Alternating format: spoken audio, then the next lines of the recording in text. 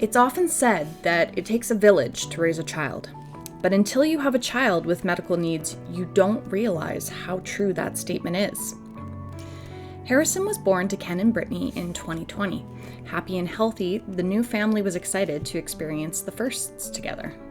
First smiles, first words, first steps. Right around his first birthday, Harrison's development seemed to plateau and then regress.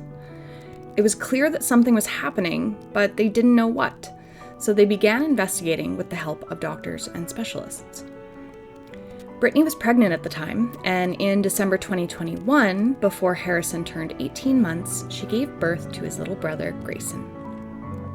4 days after Grayson was born, via a Zoom call in their living room, Ken and Brittany received the news that Harrison was diagnosed with a condition called GM1 gangliosidosis, and that Grayson had a 25% chance of having it as well, and would also need to undergo genetic testing.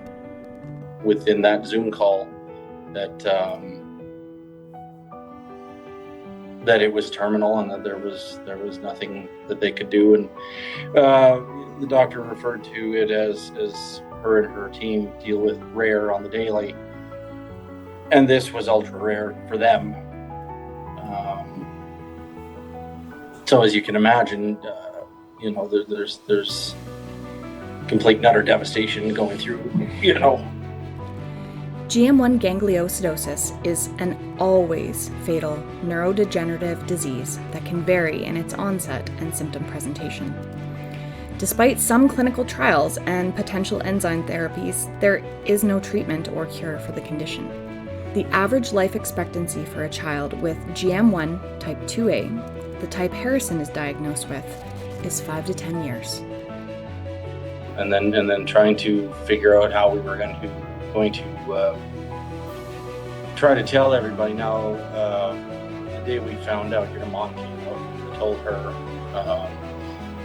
she thought something was up, and when she got out here, we told her, she broke down as quickly as we did. So family first, and then from there, I had close friends and whatnot that I needed to tell, and so I was, able to kind of go about telling people. I wanted people to know Britt had maybe a harder time with it, because I don't know if she, deep down could find the words or find the...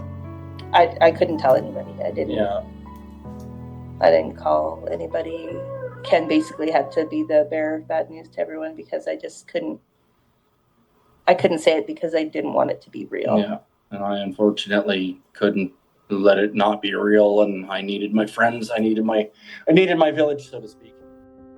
It's taken time, continual grieving and growth, but Ken, Brittany, Harrison, and Grayson have built a village and kept it close. Find your circle, find your village, find your team, find your tribe, whatever. Yeah. You identify with. Make sure you've got your people around you, because like I said in the beginning, I really wanted to hole up and not see anybody, not talk to anybody, pretend it wasn't real, whatever I could to avoid grieving, avoid facing reality. But when you kind of let your guard down and let your people in and let people help you, that was one of the hardest things for us, was accepting help in the beginning. Between meal trains, babysitting, and shoulders to lean on, it really does take a village. And even though people sometimes transition from one village to another, you find the little joys, you make the beautiful memories, and you build each other up.